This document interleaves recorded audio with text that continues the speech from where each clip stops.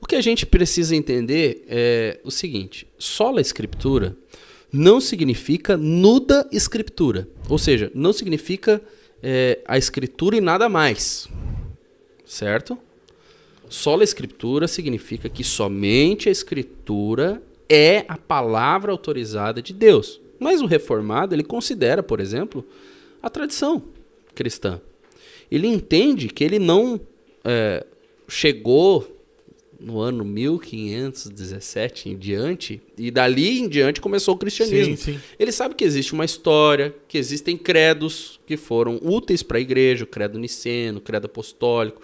Sabe que existiram pais da igreja que escreveram coisas úteis, mas falíveis. Mas a questão para o reformado é que somente a escritura é a palavra de Deus. E ela não deve ser contestada. Agora, a palavra de qualquer outro, sejam os antigos escritores, sejam pastores, apóstolos, sejam os próprios concílios, todas essas palavras podem e devem, em certo sentido, ser contestadas. A escritura não. Deus pode falar comigo hoje? Claro, é o Espírito Santo falando com a escritura e por meio da escritura. Deus fala, sim, na escritura e com a escritura. Se quiser ouvir Deus falando em voz audível, ouve a Bíblia com a voz de Moreira. O que acontece? A gente vive numa era de relativismo e, além disso, de emocionalismo. Ou seja, eu senti. Se eu senti, quem é você para dizer para mim que está errado? Entende?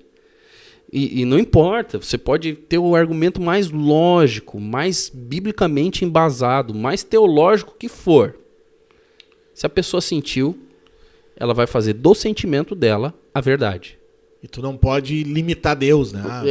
Mas Deus. Quem limita Deus? O próprio Deus decidiu se limitar em sua revelação na Escritura. Né? Sim. E assim, não é uma grande limitação. Porque se tu for parar para pensar, a gente gasta a vida inteira estudando a Escritura e não chega a esgotar o seu ensino, por exemplo, a respeito do ser de Deus, a respeito dos atos de redenção, a respeito de como Deus deseja que o homem viva e assim por diante. É uma fonte completamente inesgotável. Mas o que acontece? A pessoa geralmente não conhece a Escritura, não ama a Escritura no sentido profundo da palavra, de meditar na lei do Senhor dia e noite, né? Ou como o salmista, no Salmo 119, versículo 136, ele diz assim: rios de lágrimas correm dos meus olhos, porque não guardam a tua lei. Ou seja, esse tipo de amor pela Escritura é escasso, né? Como dizia até um amigo meu uma vez, só um parênteses aqui, né? Perguntando para ele como é que estavam as coisas na vida dele, ele foi falar precário, ele falou precasso, né? Mas esse tipo de amor, as Escrituras está precasso ultimamente, não tem por aí, está escasso, né? Não existe, as pessoas amam muito mais os seus Instagrams, as suas vidas, gastam muito mais tempo com essas coisas do que com a lei do Senhor. Ao invés de meditar na lei do Senhor dia e noite, ela acorda, a primeira coisa que ela faz é pegar, ver como é que está o WhatsApp, quais são as notificações do Instagram, chegou algum e-mail, entende? Tem alguma coisa de trabalho para me fazer, ou somente gastar tempo ali. Então, nesse cenário, é muito difícil você... Não tem nem como você debater, né? Mas soa bonito. Não, a Bíblia é nossa norma de fé e prática. Mas se um profeta falar alguma coisa, eu vou lá e, mesmo que seja em desacordo com a Bíblia, eu vou me apegar àquilo que o profeta falou, né? Porque, afinal de contas, foi Deus falando, né? Mas a grande questão é que esses fundamentos da reforma, eles nos dão uma grande segurança, né? Para a gente seguir um trabalho sério, fazer um trabalho sério, pensando justamente em plantar igrejas saudáveis, né? A gente não vai conseguir... Cara, assim, faz um estudo de caso. Você conhece milhares de igrejas aqui na região. Faz o estudo de caso. Alguma das igrejas que você conhece que não guardam esse valor dos 5 solas, por exemplo, talvez nem conheçam, podem ser consideradas igrejas saudáveis? Difícil. É difícil. Você está entendendo? Geralmente a pregação não é centrada no evangelho nesses lugares. Porque esse fundamento dos 5 solas, por exemplo, ele te aponta pro evangelho. É o puro evangelho, que é revelado nas escrituras. Por isso somente a escritura. Somente a escritura revela o evangelho.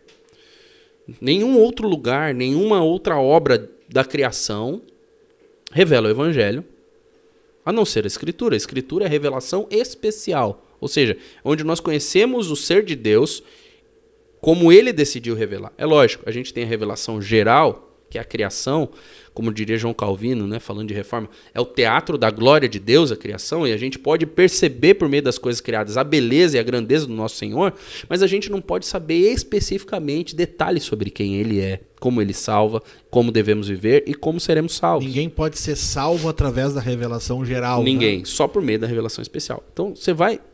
Uma igreja que não sustenta os 5 solas, por exemplo, geralmente vai perder de vista a centralidade do evangelho na pregação e na vida da igreja. Por quê? Porque se eu não tenho em vista que é por meio da fé somente que eu sou salvo, por causa da graça de Deus somente que eu sou salvo, por meio de Cristo somente, e que todas essas coisas visam a glória do Senhor Deus e não, em primeiro lugar, a redenção do homem, se eu perco isso de vista, eu perco todo o evangelho, né? Então esse é o primeiro fundamento que eu acredito que se aplica em qualquer lugar do mundo. Se aplica em qualquer lugar do mundo. Não, independente da cultura. Independente da cultura. Do povo, de qualquer... De nada. Exatamente. Independente da cultura, né? Se aplica em qualquer lugar do mundo. É extremamente aplicável. Agora você imagina os efeitos disso na igreja. Se eu sei, por exemplo, que eu não sou salvo por causa dos meus méritos, mas somente pela graça de Deus, como eu vou agir com o meu irmão que peca comigo? Muda Que completamente. peca contra mim? Muda completamente a percepção, né? Eu não...